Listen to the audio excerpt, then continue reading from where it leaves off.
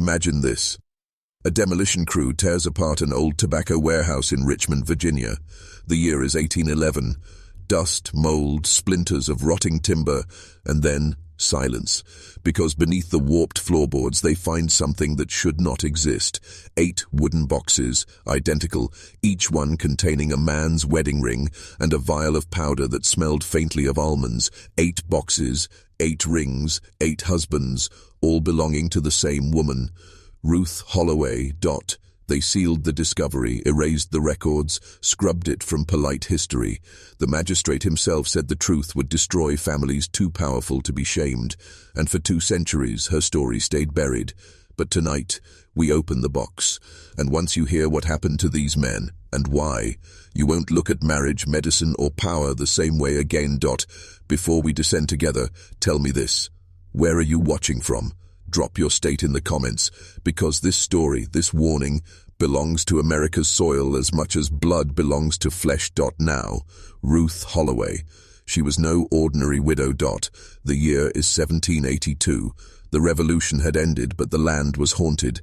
Virginia, dressed in columns of white mansions, plantations fattened on tobacco wealth, was built on shadows. A new elite had risen, men who profited from betrayal.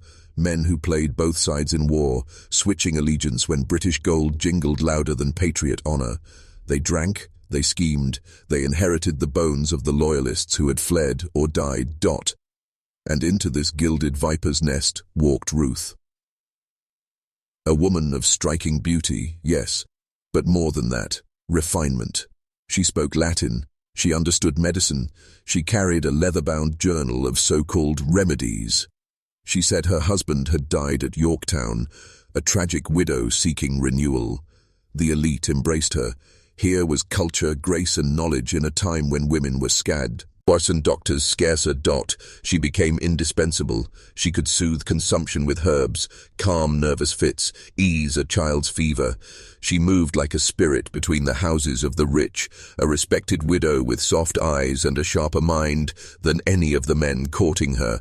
And soon she caught the eye of Colonel Edmund Fairfax, one of the richest tobacco merchants in Virginia, a man who, though the city whispered otherwise, had profited during the war in ways that reeked of treachery. They married, and 6 months later, Colonel Fairfax died. His death came in the middle of the night in his study when the house servants whispered of groans, spasms, and a steaming cup of medicine his wife had prepared. They told of her calmness, of how she washed the cup before she screamed for help, and though a local doctor ruled it acute gastric fever, the truth lingered in the eyes of those who served unseen. But this was no simple crime of passion, no desperate widow poisoning for money. The colonel was not just her husband, he was a marked man, a member of a hidden organization that had betrayed the newborn nation from within, and Ruth, the widow who seemed to arrive by chance, had come to Richmond with a plan. What makes this story terrifying is not just that Ruth killed 8 men, it is that she selected them with precision. Each one belonged to that secret web of treason, each one thought their sins buried in the smoke of revolution, each one thought they could outlive the truth. They were wrong. And now, you and I, we stand where the magistrates of 1811 stood, holding evidence in our hands, evidence of a woman who turned medicine into execution, evidence of a widow who rewrote justice in her own hand. But here is the question that claws at your mind. Was Ruth Holloway a monster? Or was she an avenger, cleansing America of its traitors? Lean closer, because from here every step drags us deeper. Virginia, 1783. The air was thick with the stench of humid summer nights, tobacco barns smouldering like pyres, and the perfume of wealth masking the rot beneath. And in one grand Richmond house, a colonel convulsed on the floor while his widow, serene as marble, rinsed a porcelain cup clean. His name was Edmund Fairfax, the first husband, his death, sudden, his will, generous. His widow, untouchable. Doctors said gastric fever. Neighbors said bad food, but the slaves whispered the truth. They had seen the pattern already forming, stomach pain, weakness, tea prepared only by her hand, and then the silence of death. They spoke in hushed voices of the woman who walked into Richmond like a spectre, and how men of fortune died soon after taking her into their beds. But what use were the words of slaves? The courts did not hear them. Their testimony vanished like smoke on a breeze.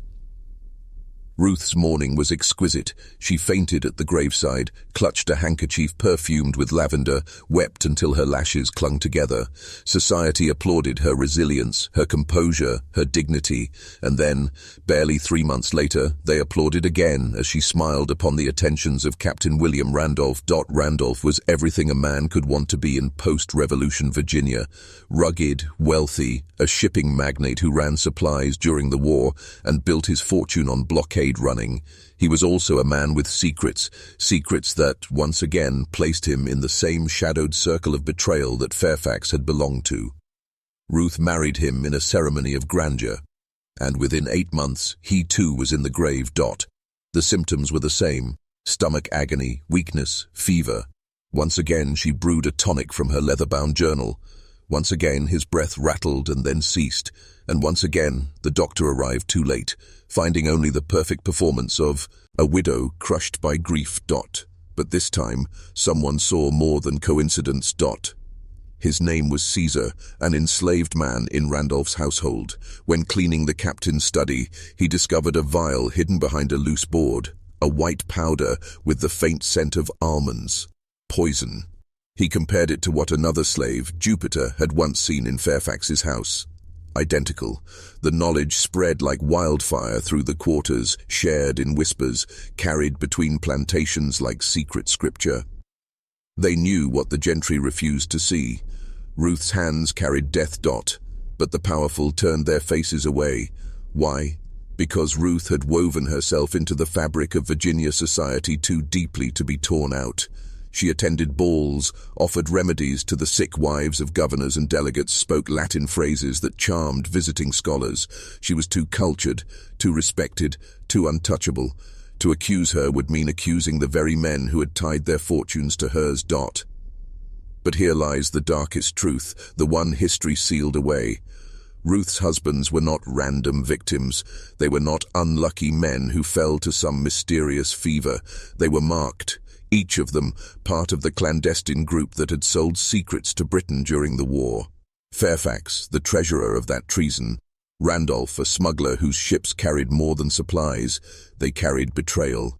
And soon, Judge Thomas Henley, Ruth's third husband, whose signature had once decorated documents that betrayed patriot leaders to the enemy.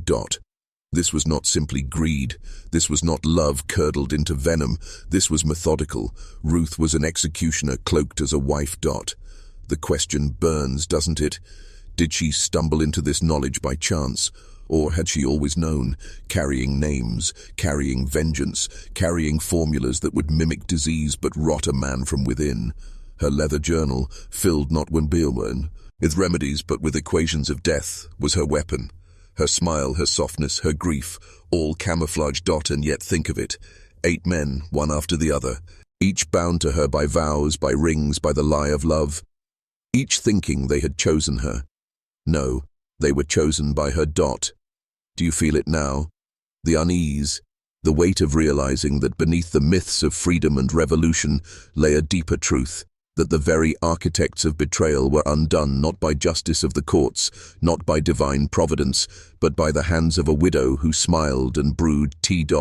And here we are, more than 2 centuries later, holding her shadow, knowing what was meant to stay hidden. And we've only crossed the first threshold.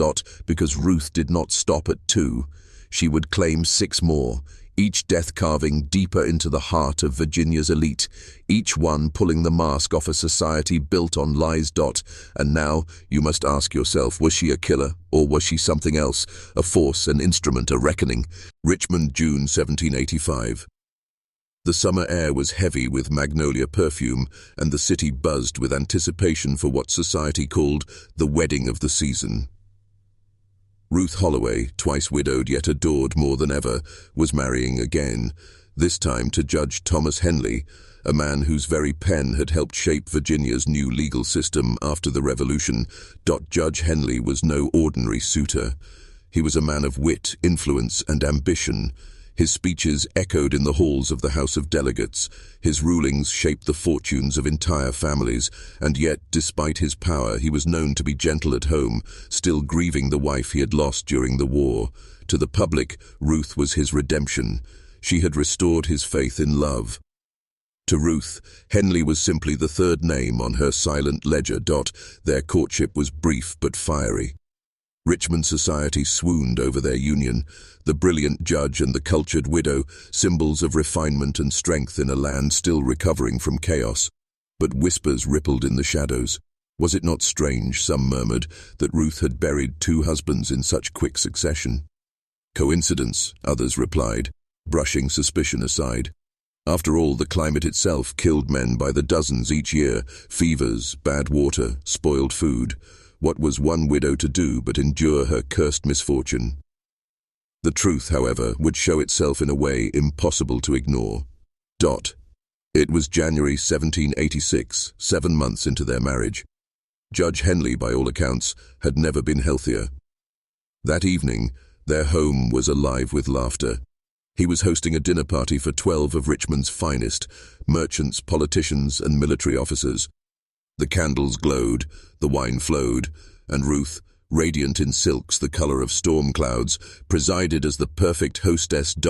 At the height of the evening, as the judge concluded a tale of constitutional debates, Ruth placed before him a glass of amber liquid. A tonic, she explained warmly, to settle the stomach after so rich a meal, my mother's recipe. The guests, charmed, raised their own glasses in toast. Minutes later, the laughter stilled. Henley coughed, clutched his abdomen, his face twisting in sudden agony. His words slurred. Sweat poured down his brow despite the chill of winter air seeping through the walls. The guests gasped, some rushing to his side, others frozen in horror. Ruth, pale and composed, knelt beside him, stroking his hand, whispering soothing reassurances. Dr. Harrison, the same physician who had attended both Fairfax and Randolph, was summoned once again. He arrived to find Henley pale, convulsing, and gasping for breath. It was the third time he had been called to the home of Ruth Holloway under identical circumstances. He felt the prick of dread in his gut. Something was wrong, too precise, too repetitive. But suspicion was not evidence, and Ruth once again played her role to perfection. She wept with trembling shoulders, cried out for her beloved husband, begged the doctor to save him. Guests bore witness to her apparent despair. By dawn, the judge was dead. The cause, Dr. Harrison reluctantly recorded, was acute gastric distress, possibly aggravated by nervous exhaustion. He dared not accuse her, not without proof, not against a woman so beloved, not when her victims were men who carried secrets too dangerous to expose. Yet the pattern was becoming impossible to ignore. Fairfax, Randolph, now Henley, each wealthy, each influential, each connected by unseen threads of power and betrayal. And here is where the descent deepens. For Ruth did not kill at random. Her husbands were not unlucky, they were targets. Henley, like Fairfax and Randolph before him, had been more than a man of society. He had been a member of that CLA and destined network that whispered with the enemy during the Revolution, a man who had betrayed his oath for power and profit. You see it now, don't you? The pattern, the cold precision. These were not crimes of greed or hysteria, they were executions. And still, Virginia society applauded her resilience. The widowed judge's fortune passed to her hands, sympathy flowed in rivers. And the widow, more radiant than ever, stood at the center of every gathering, a woman cloaked in sorrow yet lifted high by admiration. But beneath the silks and smiles, her ledger remained unfinished. By 1787, Ruth Holloway was already a legend cloaked in silk and sorrow. 3 husbands buried, each a pillar of Virginia's elite, each leaving her wealthier and more revered. The whispers grew louder, of course. How could one woman endure so much loss? But Ruth deflected suspicion with effortless grace. She spoke of God's mysterious will, of her cursed fate, of how love always seemed to slip through her fingers. The men of Richmond, rather than recoil, found her irresistible. To tame grief itself and still stand so poised, that was power. And so into her orbit drifted George Carrington. Carrington was a plantation master of immense wealth, his lands sprawling along the James River, his house rising like a fortress of prosperity. He was known for his booming laugh, his appetite for brandy, and his brutal efficiency in business. But beneath that jovial exterior lay another kind of efficiency, the cold calculation of a man who had sold information to the British during the Revolution. His name, too, was inscribed on the hidden ledger of treason. And when Ruth turned her gaze upon him, his fate was sealed. Their marriage was less extravagant than her union with Judge Henley, but no less notable. Carrington paraded his new wife before Richmond society, boasting of her refinement, her knowledge of medicine, her beauty. To his peers, she was a prize. To his slaves, she was a shadow, her soft voice hiding something colder than any overseer's whip. Carrington did not last the year. The symptoms began innocently enough, complaints of indigestion, the kind of ailment any plantation feast might inspire, but the pains deepened, sharpened, gnawed at his insides. Ruth administered tonics from her leather-bound journal, insisting she alone could cure him. He weakened, grew pale, his robust frame reduced to trembling hands and shallow breath. One evening, as the plantation slaves' car ride water from the well, they heard Carrington's groans echo through the grand house. A house servant sent to fetch more towels later whispered of the scene she had glimpsed. Ruth, calm as ever, pressing a spoon of bitter liquid to her husband's lips, her eyes fixed on him not with love, but with a strange intensity, as if she were watching an experiment unfold. Carrington convulsed, collapsed, and by morning was gone. The official cause, acute dyspepsia. Another convenient verdict, another fortune transferred. But now the pattern spread beyond the whispers of slaves. Some among Richmond's gentry, though careful with their words, began to murmur that perhaps Ruth's misfortunes were not misfortune at all. Was it possible, they asked behind closed doors, that grief could visit the same woman 4 times in as many years, and always with men of wealth and prominence? Yet suspicion never reached her directly. For every whisper, Ruth had a tear. For every raised eyebrow, she had a scripture verse or a trembling smile that melted judgment. Her status only grew. She donated to churches, she funded improvements to roads, she treated the sick in poorhouses, mixing her tonics for those who could not afford doctors. To Richmond's elite, she was a saint of suffering, an angel in black lace. To those who labored unseen, she was the widow whose husbands died screaming. And yet, even as her legend swelled, Ruth's private mission was unfolding with mathematical precision. Fairfax, Randolph, Henley, now Carrington, each tied to the treasonous circle that had betrayed her first husband's memory, perhaps even his very life. She was not a woman in mourning. She was a hunter checking names off a list. Her 5th husband, Samuel Bradford, came swiftly after Carrington's death. A merchant whose ships had run contraband during the war, Bradford was wealthy, influential, and like the others, unclean with betrayal. His death in 1788 followed the same script: sudden stomach illness, Ruth's medicines, a swift decline. This time, she wept so violently at his funeral that she collapsed into the arms of Governor Randolph himself. The spectacle silenced doubts. Surely no murderer could cry with such raw abandon. But you and I see the truth. Ruth's grief was theatre, her stage the soil of Virginia, her script written in poison. Now she stood wealthier than many of the men who had once courted her. Her home gleamed with imported carpets, her table heavy with silver, but her eyes were always on the horizon, seeking the next name, the next betrayal to punish. The 6th husband was waiting. Edward Custis, a banker, a man whose dealings had bled the revolutionaries dry while filling his own coffers. Another marked man, another pawn who believed himself a king. Ruth Holloway's web was tightening, and the question is no longer whether she killed them. It is how far her hand would reach and how long the city could ignore the shadow growing in its midst. 3 down had been tragedy, 4 had been suspicion, 5 and 6 would make the whispers impossible to silence. And still she was only halfway finished. By 1788, Ruth Holloway had become a paradox wrapped in black silk, tragedy and power fused into a single figure. 4 husbands buried, each wealthier than the last, each death dismissed as misfortune. She was pitied, envied, adored, feared. The women of Richmond whispered prayers for her, the men whispered proposals, believing they could be the one to save her from her cursed fate. They were wrong. Her fifth husband, Samuel Bradford, should have known better. A merchant who trafficked in more than tobacco and cloth, Bradford had been one of the quiet profiteers of war. His ships had carried supplies for the Continental Army, yes, but hidden beneath barrels of flour and powder, he smuggled contraband to both sides, making gold no matter who bled. When the smoke cleared, his pockets were lined, while soldiers froze in rags and patriots starved in camps. Men like him smiled while the Republic trembled. Ruth smiled back and chose him. Their courtship was swift, their marriage modest, but his fortune was vast. For a brief season, Richmond society believed the widow had finally found stability, but stability was never part of Ruth's plan. Within a year, Samuel Bradford lay writhing in his chamber, his face ashen, his lips cracked.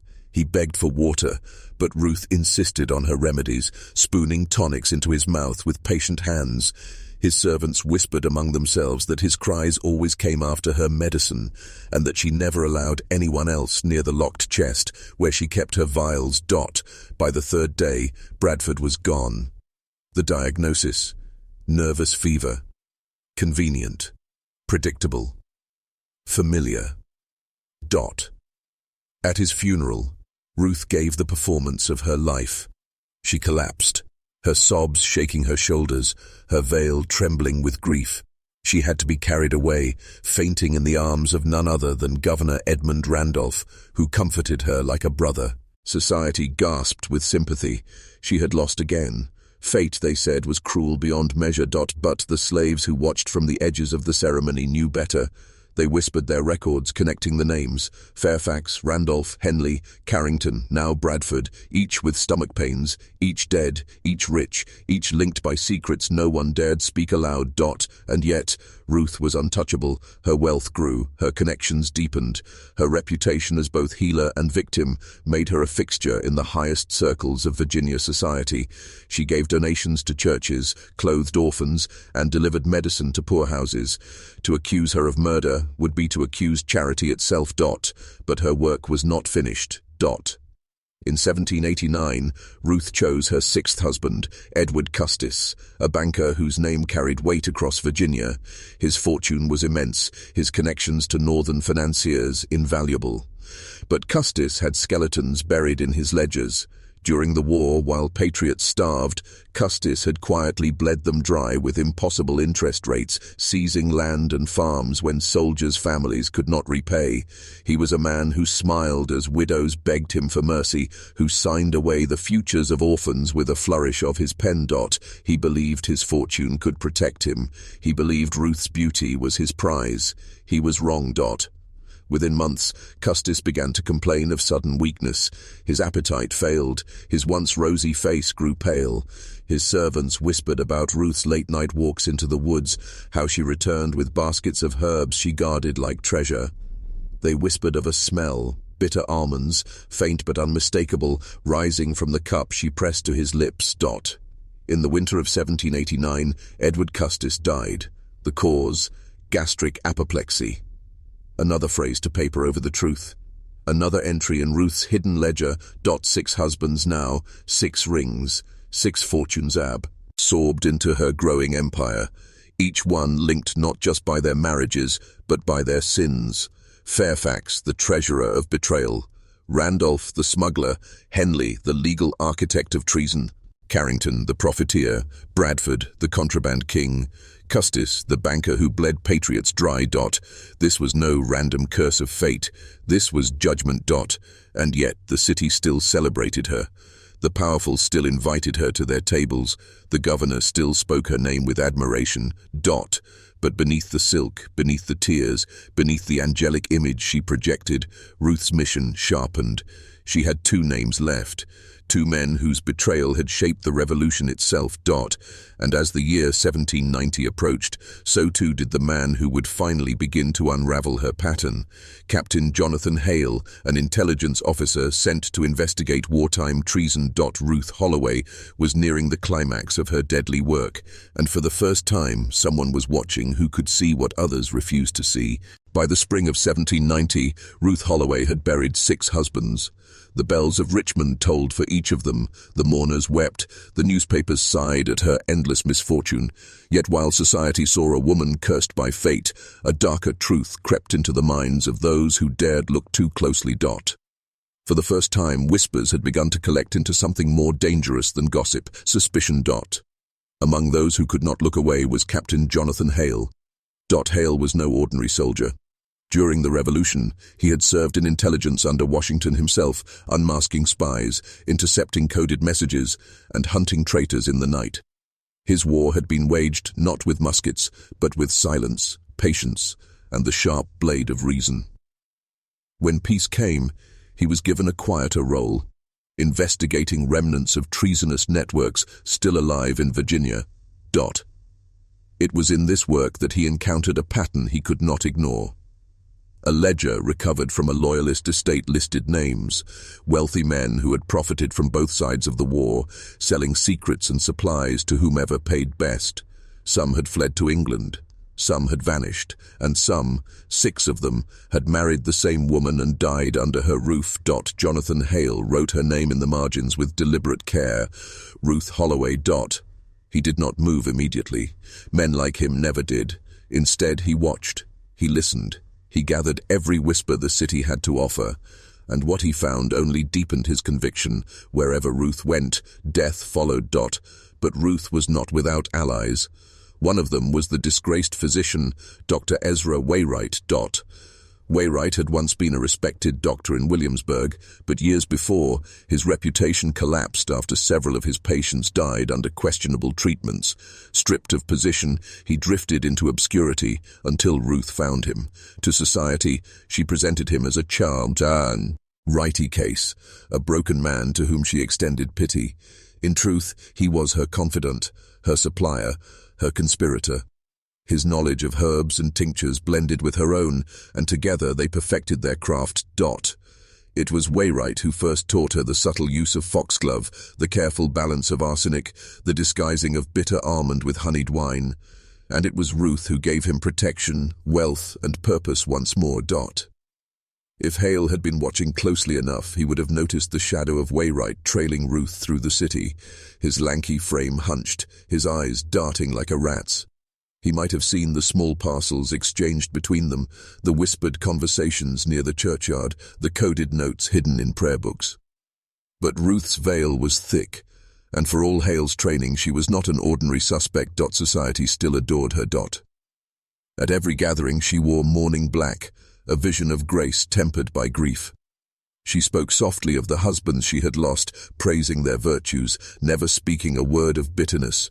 She gave alms to the poor, medicines to the sick, and charity to churches. She was, in the eyes of many, the very emblem of piety.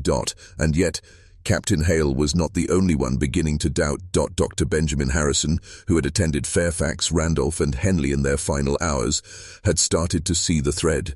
He had written their cases in his notes: identical spasms, convulsions, pains after ingestion. He had set the notes aside, too afraid to speak them aloud, but they lingered like ghosts on his conscience. When he learned of Custis's death, he began to revisit the pages, his hand trembling as the pattern crystallized.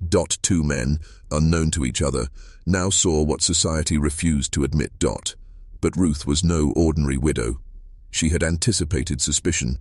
Her alliance with Wainwright had given her more than poison. It had given her antidotes, alibis, and distractions. Whenever a whisper grew too sharp, she turned it into sympathy with a fainting spell, a tear-streaked sermon, or a donation so generous that no minister dared question her soul. Still, Hale's ledger was not complete. There were 2 names left on the list, 2 men who had not yet fallen, and Ruth, tireless in her mission, would not rest until every traitor was erased.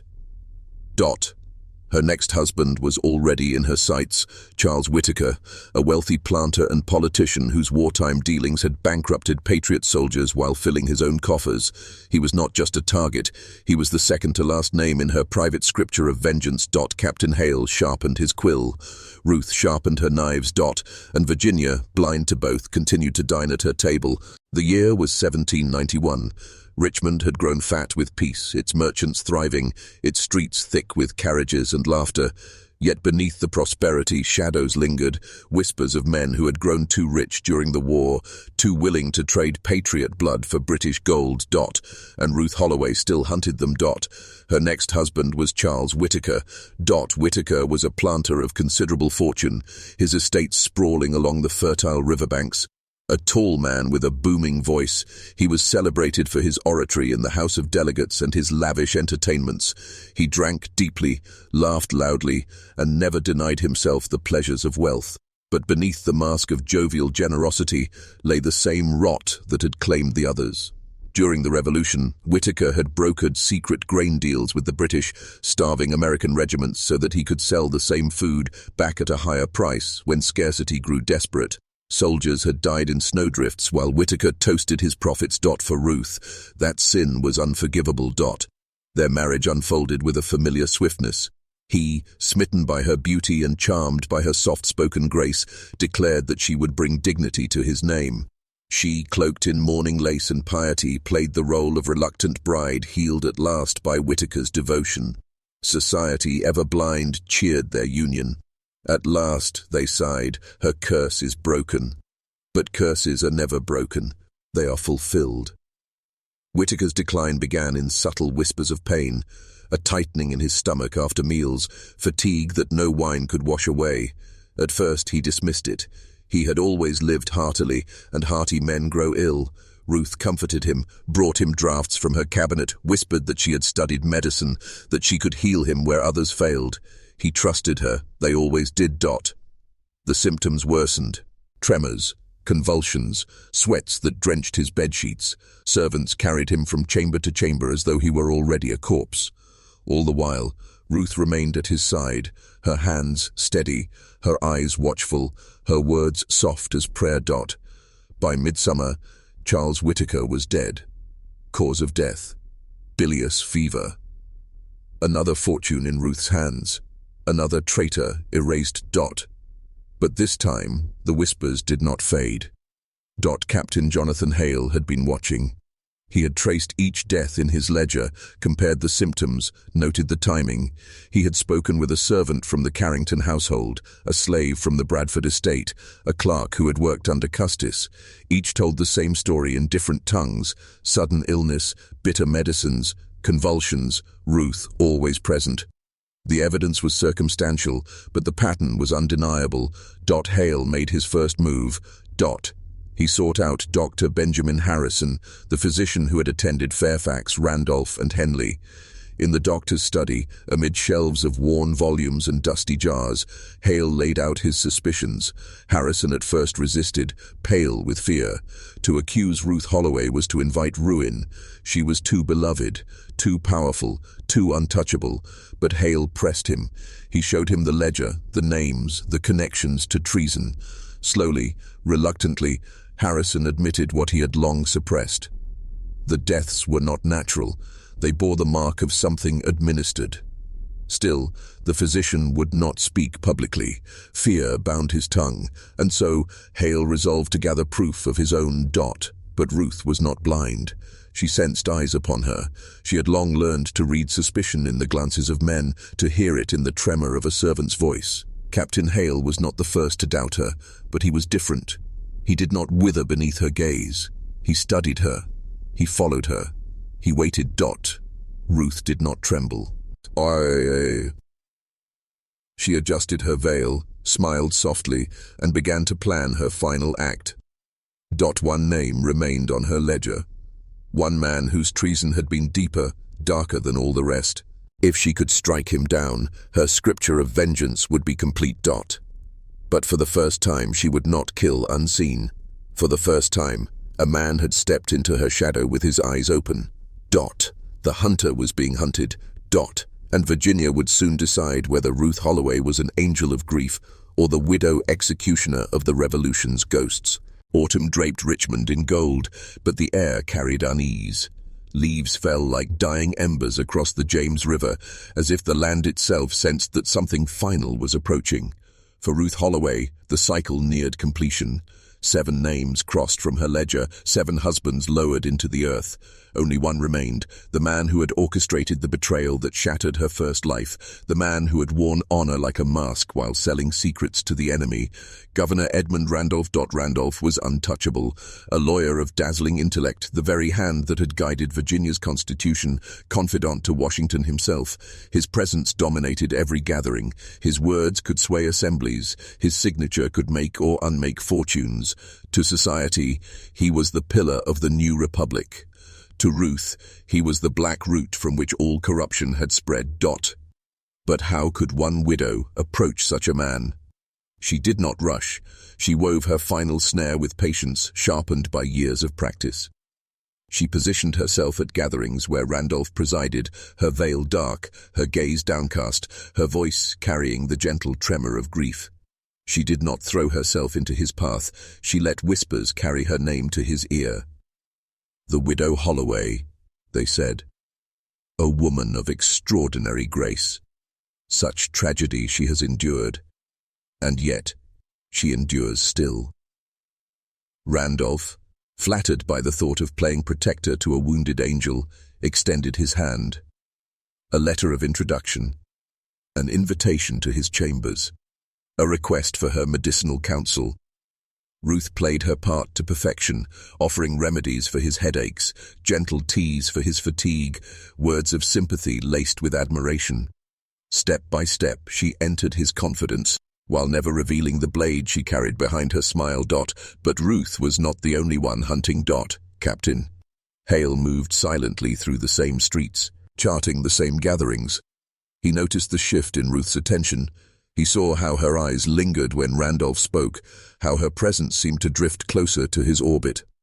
Hale had pieced together enough of her history to understand the pattern, each husband not random, but chosen, each tied, directly or indirectly, to that treasonous circle of war profiteers. And if the circle had a crown, it was Randolph. For Hale, the realization was as chilling as it was electrifying. If Ruth intended to kill the governor, her crime would not merely be murder. It would be political assassination, a strike at the heart of Virginia's fragile order. He could not yet act. To accuse her without proof was to invite scorn and ruin. He needed evidence tangible enough to pierce society's illusions. And so he watched her more closely than ever, following her through moonlit streets, bribing servants for whispers, combing through Randolph's papers in secret to find the lingering fingerprints of treason. One evening, Hale's patience bore fruit. From a shadowed alley, he watched Ruth slip into the apothecary on Franklin Street after hours. The shop was closed, its shutters drawn, yet the door opened for her without hesitation. Minutes later, she emerged with a small wooden box, her expression calm but her pace swift. Hale followed at a distance as she carried the box back to her Clay Street home, her lantern swaying with each step. Later, when she left again under cover of darkness, he broke into her house. His hands steady, his eyes searching. In the locked chest by her bedside, he found the journals, neat, meticulous pages filled with recipes of poison disguised as cure. He read with growing horror, powders of aconite and belladonna, tinctures of nightshade and water hemlock, all disguised within harmless herbs. Dosages precise, instructions clinical, notes on her victims disguised as patients. Here it was, the ledger of a black widow's war. Yet even this was not enough. Society would never believe mere ink on paper without a body, without the act itself. Hale knew then what must be done. He would let her move closer to Randolph, let her hand prepare the cup, let the trap tighten until the very moment of the strike. Only then, at the edge of murder, could he expose her. But Ruth was no fool. She sensed the shift in the air, as if unseen eyes traced her every step. She had felt it before, suspicion breathing at her back. Most she had silenced with charm. A few she had silenced with poison. And now, as she prepared her final move, she weighed one thought with cold precision. Would Captain Jonathan Hale need to be her 9th husband? The game was reaching its end, and in Richmond, the line between hunter and prey was vanishing into shadow. Winter settled heavy upon Richmond. The James River froze in silence, and fires burned long into the night within the parlors of the elite.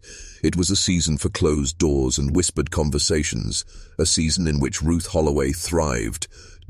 Her proximity to Governor Edmund Randolph had become the subject of gossip in every drawing room. Some called it tragic fate. That loss had bound the grieving widow to the noble statesman. Others saw it as inevitable, for who could resist the quiet grace of Ruth Holloway, her eyes shaded by sorrow, her words touched by wisdom. What they could not see was the ledger in her mind, written not in ink but in blood, with only one name remaining. Randolph himself had grown fond of her. He invited her to his estate more frequently, first for medical counsel, then for companionship. They walked the frost-laced gardens together, their breath curling like smoke in the air. She listened with rapt attention as he spoke of Virginia's future, of his struggles with rival factions, of his private exhaustion with the endless weight of governance. She comforted him, offered teas that soothed his aches, words that softened his burdens. Randolph had no suspicion. Men rarely do when vanity blinds them.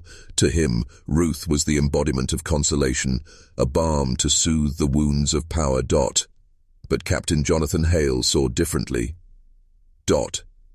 He had begun keeping a journal of his own, though his entries read not like a physician's notes, but like the records of a soldier tracking an enemy. He documented her visits, the times of day, the people present, the length of her stays. He noted how Randolph's health seemed to wane ever so slightly after each encounter, how his fatigue deepened, how he occasionally pressed his temples during meetings, as though warding off invisible pressure. Hale knew the signs. The first whispers of poison were always subtle: fatigue, wryness, a body tricked into surrendering piece by piece until it no longer had strength to resist. He had seen it in the field during the war, where enemy agents used tainted supplies to break regiments without a single shot fired, and he knew now that Ruth Holloway was applying that same art not to armies, but to the very heart of Virginia's leadership. Yet for all his certainty, Hale was tormented by doubt. He had seen her in moments unobserved, standing at her husband's grave long after the mourners had departed, her face pale as marble, her hands trembling ever so slightly. Was it grief, or the careful performance of grief? Was she executioner, or was she a woman caught in the snare of her own vengeance? The line blurred. Each night, when he wrote by candlelight, Hale found himself haunted by her face, not merely as a criminal, but as something more dangerous, an enigma. And part of him feared what he might feel if he looked too long into her eyes. Still, he pressed forward. In late January, he intercepted a courier carrying medical supplies ordered under Ruth's name. Inside, among harmless tinctures, he found a vial sealed with wax. He opened it carefully, the sharp scent of bitter almonds striking his senses. Cyanide, swift, silent, merciless. Not the slow erosion she had used on lesser men, but the blade meant for a single decisive kill. The target was clear. Randolph's days were numbered. Hale returned the vial undisturbed, ensuring Ruth would never know it had been touched. But the knowledge burned in him like fire. He was not merely chasing rumor now, he was watching history bend toward an assassination that would plunge Virginia into chaos. And still, he hesitated. To act too soon was to lose everything. To act too late was to watch a governor fall. Meanwhile, Ruth moved with calm precision. She visited Randolph thrice weekly, her remedies growing scent. Ronger, her charm more intoxicating. She spoke to him of fate, of destiny, of the mysterious ways in which Providence restored what war had taken. Each word was chosen like a key fitting a lock. Her hand was steady, her voice unwavering, yet deep within, she knew Captain Hale was circling closer, like a wolf that refused to lose its scent. She had seen his gaze linger too long, felt his presence where no man should be. He was dangerous, not because he doubted her, but because he saw her more clearly than anyone ever had. And so she made a decision. Randolph would not be her final husband. He would be her masterpiece. And Captain Hale, if he did not move carefully, would find himself woven into the story, whether as adversary, accomplice, or victim. The snow outside fell silent, but Richmond's nights had grown restless. Two hunters moved toward the same prize, and neither would turn back. The chill of February weighed heavy upon Richmond, But within Governor Randolph's estate, the fires burned bright and laughter echoed through gilded halls. He had summoned Virginia's elite to a winter banquet, a display of power, wealth, and unity. Yet beneath the polished surface of silver platters and clinking glasses, two currents pulled unseen, one of poison and one of pursuit. Ruth Holloway arrived draped in black silk, her veil lifted just enough to reveal a face sculpted by sorrow and resolve. Whispers followed her as she entered the hall, admiration, pity, speculation. Some said she had bewitched Randolph, others claimed Providence had rewarded her tragedies with the company of greatness. No one dared suspect the truth, that she was measuring his pulse even as she smiled, that each laugh and each sip of wine brought him closer to the grave. Randolph greeted her warmly, taking her arm with a familiarity that stoked fresh rumors. "Madam Holloway," he said, his voice booming with charm, "the evening is brighter for your presence." She dipped her head modestly, hiding the calculation in her eyes. Tonight would be a step forward, a test of dosage, a rehearsal for the final act. From the shadows of the chamber, Captain Jonathan Hale watched. He had secured his invitation under a false pretense, presenting himself as a minor investor in a shipping firm. He blended among the crowd, a soldier turned phantom, his gaze locked on Ruth. He saw the way she guided Randolph toward the punch bowl, how her gloved hand lingered ever so slightly near the ladle, how her posture masked precision. Hale's heart hammered, not with fear, but with the knowledge that every second mattered. He was too far to intervene without cause, yet too close to deny what he witnessed. His eyes caught the faintest glint of powder dissolving into the crimson liquid. No one else saw. No one else won. Ted to Dot. Randolph lifted his cup. Time slowed. Hale pressed through the crowd, his shoulder brushing silk sleeves and embroidered coats. He reached Randolph just as the governor raised the glass to his lips. With a deliberate stumble, Hale collided with him, sending the wine cascading down Randolph's chest. Gasps rose around the room. Randolph barked in irritation, clutching his waistcoat, while Hale bowed deeply, murmuring apologies. In that instant, Ruth's gaze found him. Their eyes locked, her expression calm, almost amused, as though she had expected this all along. She did not flinch. She did not falter. She simply adjusted her veil as though to say, "You cannot stop me." "Not yet." Hale excused himself quickly, slipping into the servants' corridor. He needed air, space, thought. He had saved the governor for a night, perhaps two, but he had revealed himself in the process. Ruth would know now that he was not merely an onlooker. He was an enemy. Outside, the winter wind cut through his coat. His mind churned with calculation. He could not confront Randolph openly. The governor would laugh in his face, dismiss him as a drunk or a fool. He could not expose Ruth without undeniable proof, and so the noose tightened around them both. He would have to catch her in the act, and the act was not finished. Inside the banquet hall, Ruth moved with eerie serenity. She placed her untouched cup upon a tray, whispered consolations into Randolph's ear, and played her part as though nothing had happened. Yet beneath the silk and sorrow, her mind turned. Hale had revealed himself sooner than she expected. That meant she would need to accelerate her plan. The poison she had prepared was patient, designed to erode slowly over weeks, but now she considered something swifter, sharper. One night, one cup. The next move would be hers. And Captain Jonathan Hale, for all his vigilance, had placed himself directly in the path of her blade. The banquet roared on with merriment, but in Richmond, the final act of the killer widow story was already unfolding. The banquet had been her test. Hale had interfered, but interference only confirmed what Ruth already suspected. She was being watched. No longer could she afford the slow erosion of teas and tonics. Time was turning against her, and the final move had to be decisive. Randolph trusted her now completely. He sought her company not only for her medicines but for her counsel. He read her verses from Cicero and Burke, asked her opinion on trade disputes, even shared his anxieties about political rivals in Philadelphia. In private, he called her "my silent strength." Ruth smiled, nodded, offered words that lifted his pride, yet every gesture was measured, every word a thread in the tapestry of control. Dot. She prepared a vial unlike the others. A clear liquid, odorless, tasteless, designed to kill within the hour. No lingering doubt, no prolonged decline. One draught, one breath, and then silence. She wrapped the vial in black silk and hid it within her bodice. Soon the ledger would close. Dot. But Jonathan Hale was not idle. Dot. He replayed the banquet 100 times in his mind, the glint of powder, the deliberate calm in Ruth's gaze. She was more dangerous than any spy he had hunted during the war. Men betrayed for gold, but Ruth acted with a conviction far colder, far more consuming. He had read her journals in secret. These were not the scribblings of greed, but of justice twisted into ritual. She did not simply kill men, she purged them. Dot. And yet, he saw something else in those pages. Moments of doubt, lines crossed out, as though she questioned her own hand. That weakness was his only chance.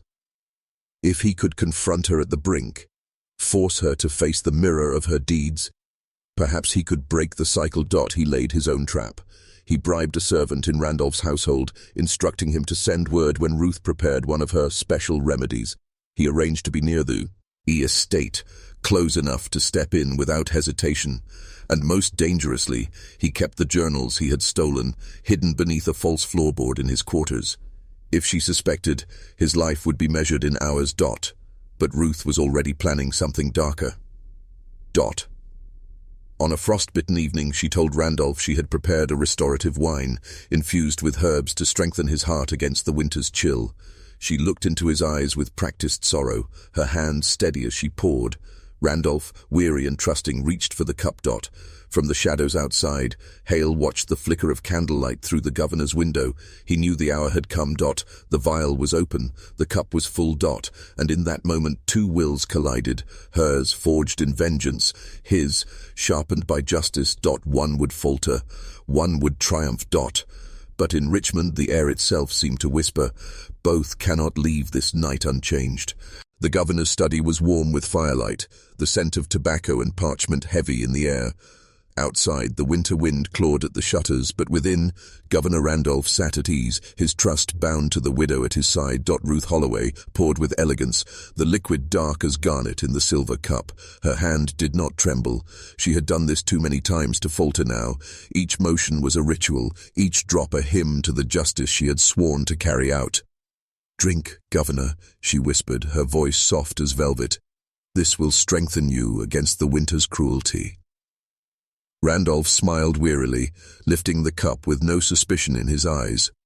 He never saw the ledger written in her heart, the weight of 7 graves that pressed her hand toward his. But before the cup touched his lips, the door crashed open. Captain Jonathan Hale stood in the threshold, his boots striking the floor like cannon fire. His cloak was dusted with frost, his eyes blazing with purpose. "Do not drink," he commanded. Randolph froze, startled, the cup hovering inches from his mouth. His gaze darted from Hale to Ruth, confusion etched deep in his features. Ruth did not flinch. She turned slowly, her expression unreadable, her veil casting shadow across her face. "Captain Hale," she said evenly, as though welcoming a guest expected all along. "You trespass." "I save," Hale replied, striding forward. He fixed his eyes on Randolph. "Governor, put the cup down. That woman has poured your death." The words struck the room like thunder. Randolph laughed nervously, glancing at Ruth. "Surely this is madness. The lady is a healer. She has done nothing but offer me kindness." "Kindness," Hale spat, his hand slamming down upon the desk. "7 husbands lie in the earth because of her. I have her journals, recipes of poison, notes of each victim's decline. She kills under the guise of grief, and now she aims at you." Silence stretched. The governor's hand trembled slightly, the cup lowering but not yet set aside. His eyes searched Ruth's face for denial. But Ruth did not deny. Instead, she rose slowly, her black silk whispering against the floor. "Yes," she said, her voice calm, almost tender. "I am the hand that justice chose. Those men betrayed their country, profited from its suffering, lined their pockets while soldiers bled. And now, so has Randolph. He sold secrets, bartered with foreign powers. He does not deserve the trust of Virginia.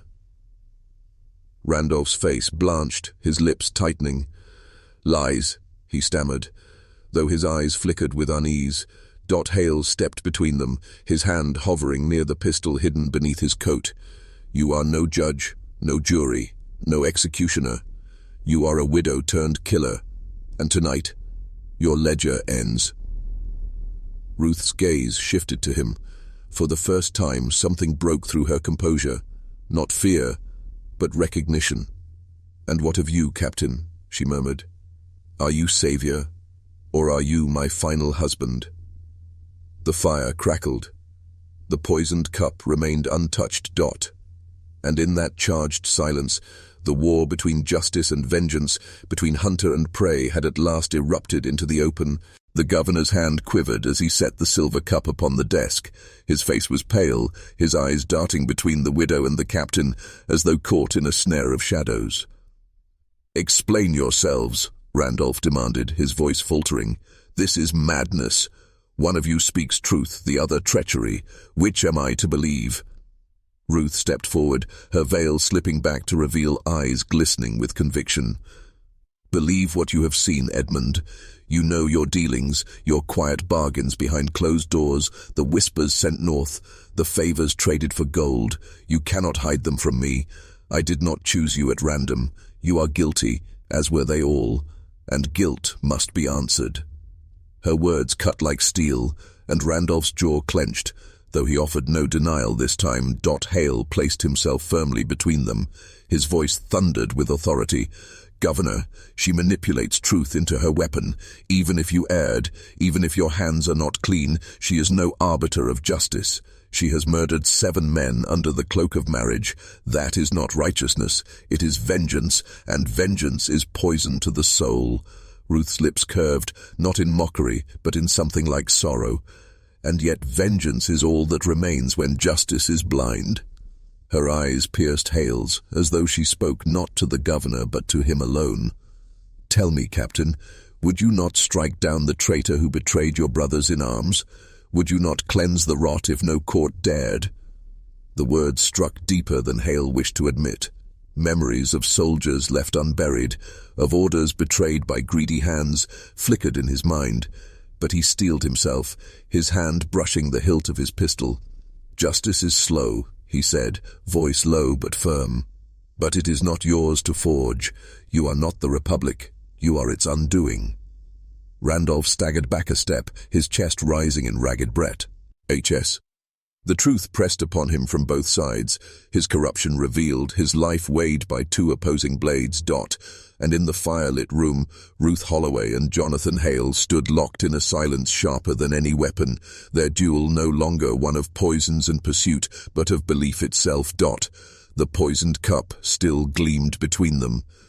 One hand would claim it. One, truth would prevail.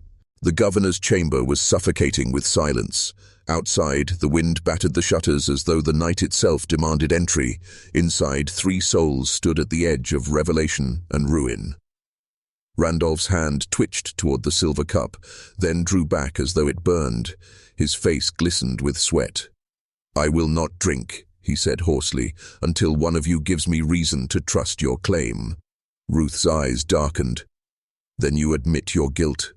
For only the guilty hesitate when their conscience is summoned. Her hand glided over the cup with the familiarity of a ritual, and for a moment Hale saw not a grieving widow but a priestess of death officiating the last rites of corrupted men. Enough, Hale growled, stepping closer. This ends tonight. No more games, no more graves. Ruth Holloway, you will surrender yourself to the custody of the Republic. His voice was command, but his hand hovered near his pistol, uncertain whether justice would allow a bullet for a woman whose every breath was drenched in blood. Randolph stumbled toward the door. I will not be a pawn in this war of vengeance. But before his hand reached the latch, Ruth's voice lashed across the chamber. Stay, Governor. Her words carried the weight of a curse. You began this war when you sold your people for profit. Tonight you face its end, whether by poison or by shame. Your legacy dies here." Hale turned sharply toward her, fury igniting in his eyes. "You claim justice, yet you steal the very right to judgment from the people. Do you not see? Every life you take erases proof of the treason you despise. You are destroying the very truth you wish revealed." For the first time, Ruth faltered. Her hand trembled against the cup. Beneath her poise, the widow's mask cracked, revealing not only rage, but also pain. "The courts bury the truth, Captain. The records are sealed. What remains for it? Well, the widow of a betrayed soldier, but the harvest of vengeance." Randolph's face twisted in panic. Torn between fear of exposure and fear of death, he lunged for the cup, desperate to destroy it. Whether to silence evidence or save his life was unclear. But in that moment, Ruth and Hale moved as one. Her hand darted toward the silver rim, his to her wrist. The chamber erupted into a struggle, not of body alone, but of wills sharpened by years of hidden war. The widow's revenge, the captain's law. And the governor, the trembling fulcrum between them. The governor's cry tore through the chamber as the silver cup clattered to the floor, spilling its contents across the polished wood. The bitter scent of crushed almonds filled the air, an invisible noose tightening around them all. Ruth wrenched her arm free, her eyes blazing like a torch in the dark. "You would silence me, Captain. Then you are no different from them. Every oath-breaker, every profiteer, every man who lined his pockets with blood, they all wore your uniform of righteousness." Hale's pistol was out now, gleaming in the firelight, but his hand shook. Not from fear, but from the weight of what stood before him, a woman whose vengeance had become her gospel. "Ruth," he said, his voice low, almost pleading, "this isn't justice. This is the abyss, and every step you've taken has only dragged you deeper into it." Randolph, crawling backward against the wall, screamed hoarsely, "She lies. I did what I must to keep Virginia strong. The British gold was necessity, not treason." His confession cracked in the air like thunder. For a heartbeat, the world seemed to hold its breath. Ruth's lips parted in triumph. There it is. The truth they buried. The truth no magistrate, no court would ever let breathe. Now you hear it, Captain. Now you know why they all had to fall. Hale's jaw clenched. He had the proof he sought, but it came wrapped in blood and poison.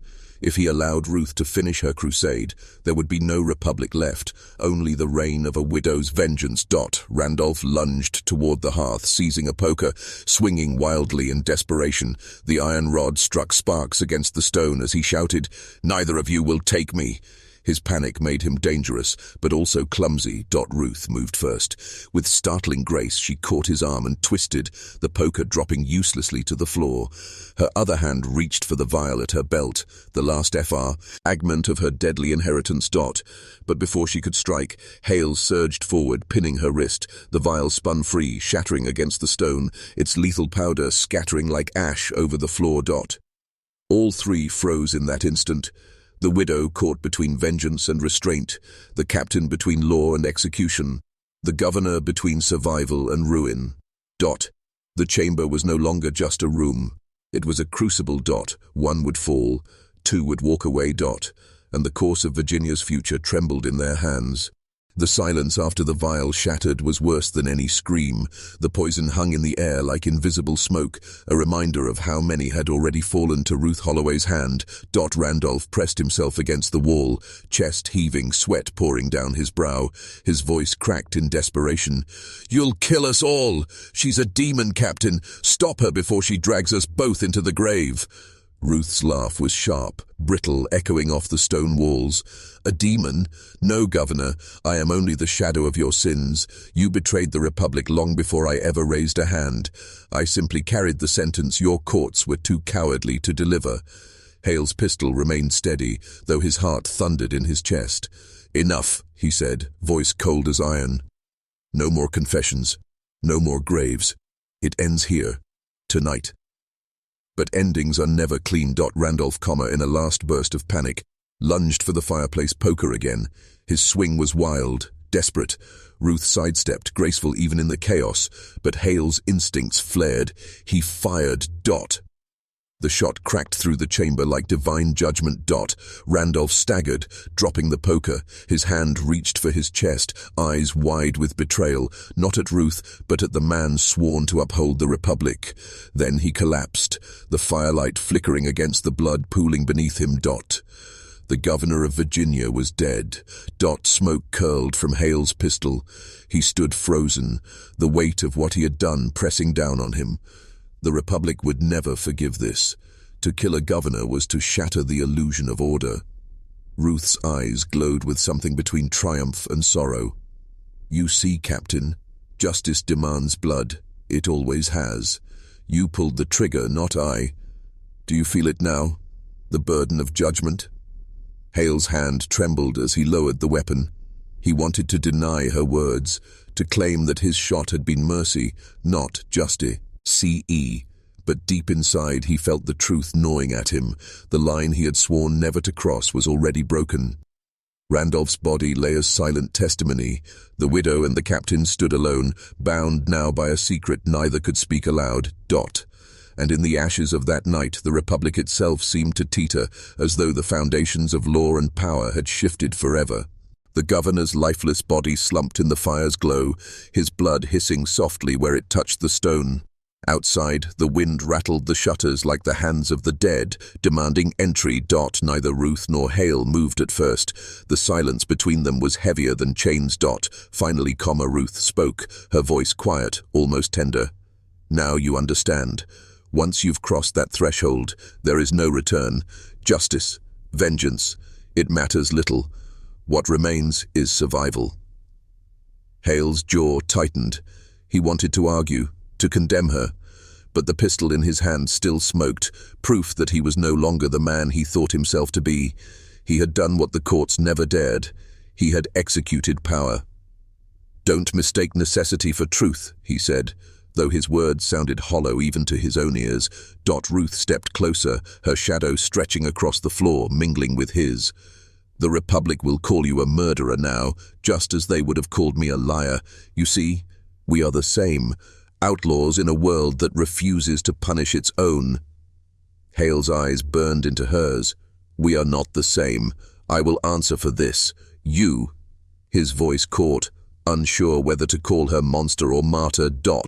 She only smiled, a faint curve of lips that carried no triumph, only inevitability.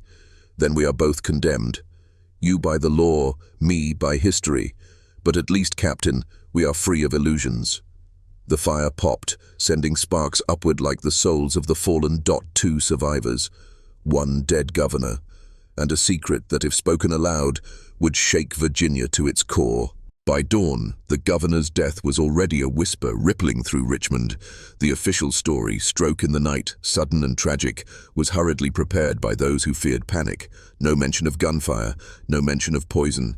The truth was buried beneath the same soil that had long covered Virginia's sins. But whispers travel faster than proclamations.